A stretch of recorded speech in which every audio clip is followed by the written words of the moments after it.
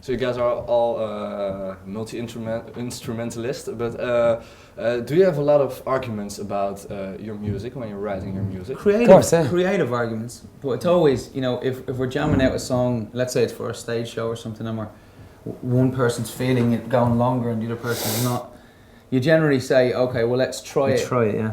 And then we watch the reaction of the audience, and if it didn't work, then we'll go down the other road. I think we all have the same kind of, how would I say, yardstick. We all kind of know when something feels right, and we also know when it doesn't really feel right, you know. So we kind of gauge it by that. We'll like Mark said, we'll give it a go, but if it's not really feeling it, if we have to think about it, then we just move on. You know, like the fights, they're always just about what's best for the song. You know, I know we all know each other that long, that it's never about personal gain, because you can't gain anything personally from having your point of view in a song said. It's always about what's best for the song, you know. And we'll you know, agree to disagree sometimes on different points, but it's all, as long as we all know that it's in the aim of, so we're writing the best possible song we can at that moment.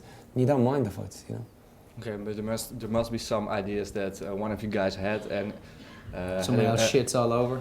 Yeah, but in his mind, whoa, this is a great part, all and the other two say, no, it's shit. No, of course, that happens all the time. That's how you find someone in the band that you trust, you know, because you do get, you know, in a huff and you go, fucking that part was amazing, I had this string arrangement in my head and everything, but you have to trust that the people that you've picked to be in the band with know a thing or two about music as well, otherwise why are you in the band with them?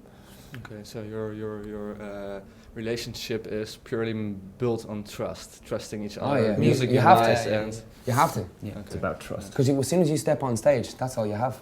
Okay. Yeah. You know, you can't talk to each other or tell each other jokes. You have to trust that they're doing what they're doing. You know.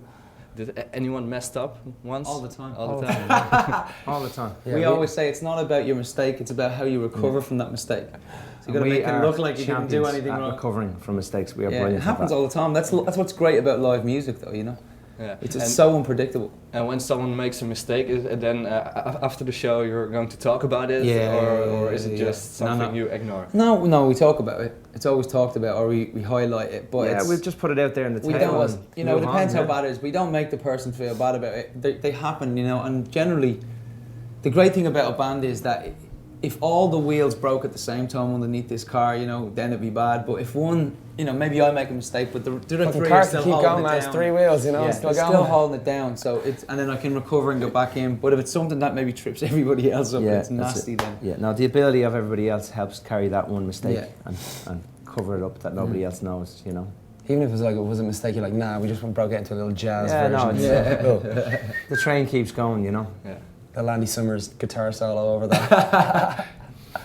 You're now living in London. Yeah. Mm-hmm. Yeah. It seems to me that every band at the moment moves to London, from America, from Ireland. Everyone wants to be in London. Why did you want to be in London? For us, it just seemed logistically something that we didn't want to spend money, because we were signed to an English label, a small imprint label.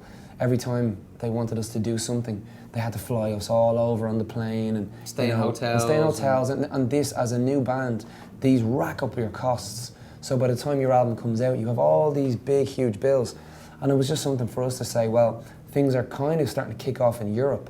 So it's the closest place to Ireland and America, and then to Europe seems to be London for some reason. You know, they got a lot of TV networks and stations that feed a lot of European places, BBC, ITV, feeds all the UK and British Isles.